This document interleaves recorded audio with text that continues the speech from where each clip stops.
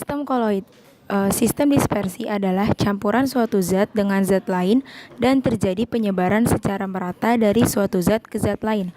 Contoh tepung kanji dan air panas. Di sini tepung kanji sebagai zat terdispersi dan air panas sebagai medium pendispersi. Zat yang terdispersi adalah zat yang terlarut dalam larutan koloid, sedangkan medium pendispersi adalah zat pelarut di dalam larutan koloid.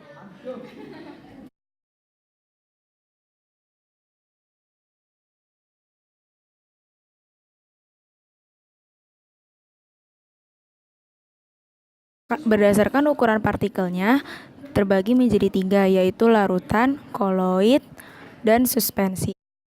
Pertama adalah suspensi.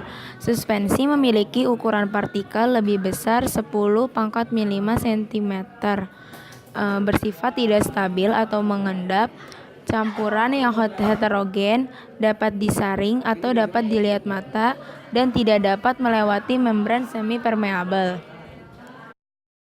Contohnya adalah air dan pasir. Ini adalah contoh suspensi. Yang kedua adalah larutan. Larutan memiliki ukuran partikel lebih kecil 10⁻⁷ cm, bersifat stabil atau tidak akan mengendap, campuran yang homogen, tidak dapat disaring tetapi dapat melewati membran semi-permeabel. Contohnya larutan garam, larutan gula, dan sirup.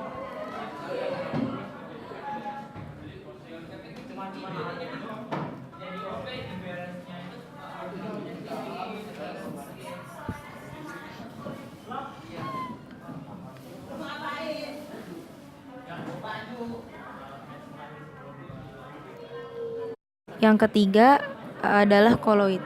Koloid terletak di antara larutan dan suspensi. Memiliki ukuran partikel antara 10⁻⁷ sampai 10⁻⁵ cm. Umumnya tidak mudah mengendap atau umumnya stabil. Campuran antara heterogen atau homogen. Dapat disaring oleh saringan ultra. Tidak dapat melewati membran semi-permeabel. Contohnya susu dan santan. Pengelompokan sistem koloid. Komponen koloid terdiri dari zat yang terdispersi atau fase terdispersi dan medium pendispersi. Fase terdispersi padat dan medium pendispersi padat jenis nama koloid adalah sol padat. Contoh mutiara.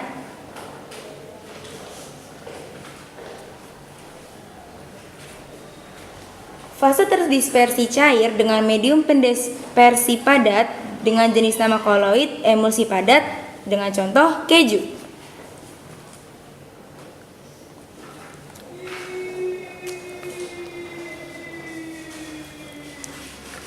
Fase terdispersi gas dengan medium pendispersi padat dengan nama buih padat dengan contoh batu apung, kerupuk, dan busa.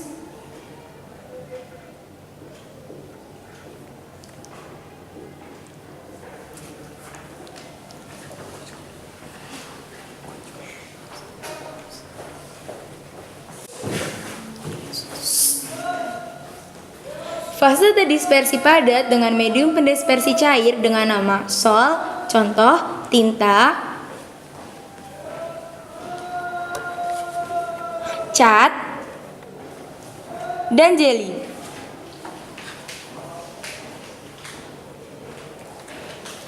Fase terdispersi cair dengan medium pendispersi cair dengan nama emulsi dengan contoh susu, mayonnaise, dan santan.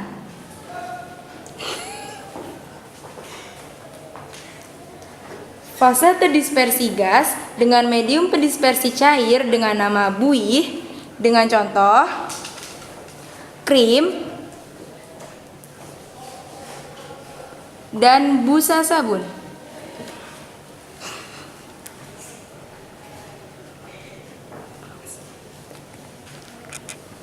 Nah, sekarang debu, asap rokok, asap motor.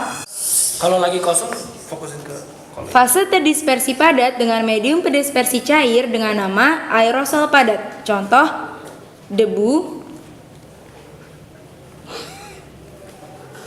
asap rokok, dan asap motor.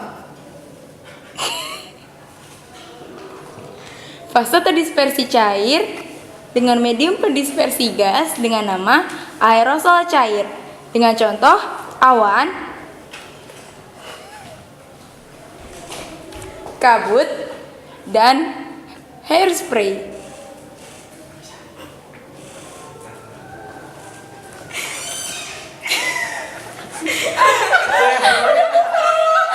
Demi apa? Udah. Fase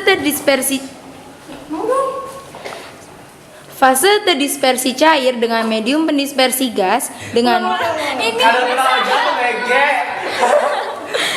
Fase terdispersi padat dengan medium pendispersi gas dengan nama aerosol padat. Dengan contoh, debu, asap rokok, dan asap motor. Bukan yang itu, Nak. Maaf. Fase terdispersi cair dengan medium pendispersi gas dengan nama aerosol cair. Contoh, awan, kabut, dan hairspray.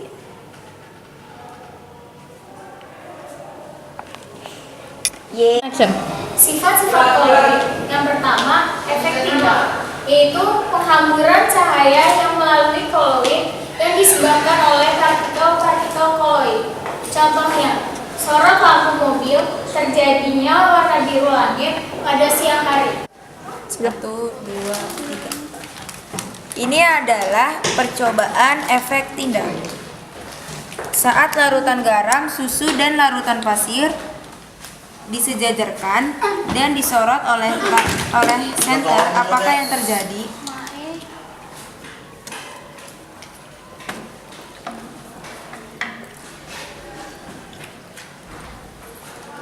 Jika dilihat tegak lurus dari arah datangnya cahaya, jejak lintasan cahaya akan terlihat jelas pada suspensi dan koloid.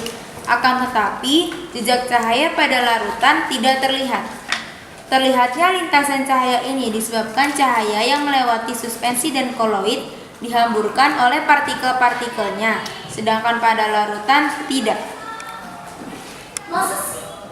Yang kedua, gerak Brown atau gerak zigzag, yaitu gerak acak atau tidak beraturan dari partikel koloid yang disebabkan oleh benturan antara partikel koloid dengan mediumnya.